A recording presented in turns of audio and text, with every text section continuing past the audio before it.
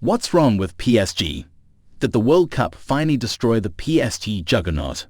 This season, after 23 games, PSG were top of the league at 54 points, compared to last year's 56 points at the same stage.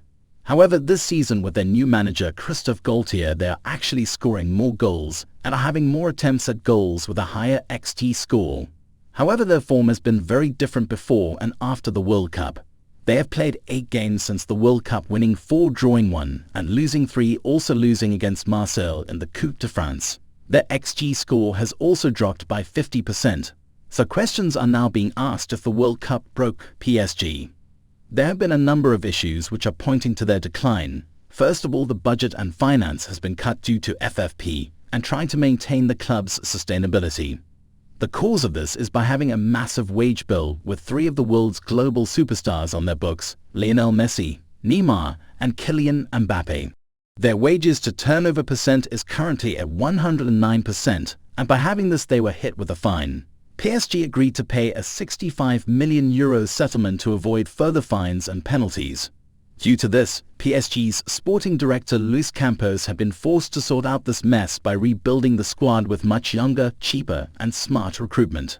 In the previous summer, he sold 9 aging superstars such as Di Maria, Wijnaldum, Draxler, and Icardi. The 6 players he brought in were Soler, Vitinha, Ukiel, Sanchez, Ruiz, and Hugo Ekitike. However, only 6 players came in and 9 players went out. This resulted in PSG's wage bill cut, which was good. However, this actually came at a cost to PSG. Once a few injuries to key players took place, their squad lacked depth and the replacements that come did not perform to the level required.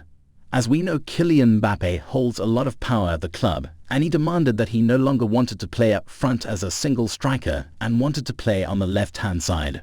So the manager had to change formations, which actually helped the team for a short period until the World Cup arrived.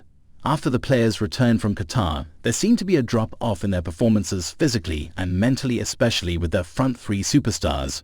Mbappe got injured. Neymar missed loads of games, with Messi being the only option available.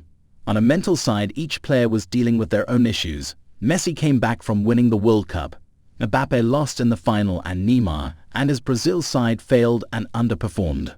After PSG's loss against Monaco, Luis Campos gave several players a telling off for not giving their all, and defender Presnel Kimpembe actually went and took a fan ultra's loudspeaker to apologize to the fans. Since the World Cup in Qatar, PSG's form and momentum has gone downhill, and the manager is changing the formations on a game-to-game basis, and with more players getting injured, it is not helping the situation. So with key players out and a lack of squad depth, this is leading to the manager fitting square pegs in round holes. The drop-off in form has come at the worst time for PSG. Their recent loss in the Champions League against Bayern Munich highlights this. With the club's ambition to win the Champions League, their recent form and behind-the-scenes financial issues coming to the public, things are not looking good currently for the mighty PSG.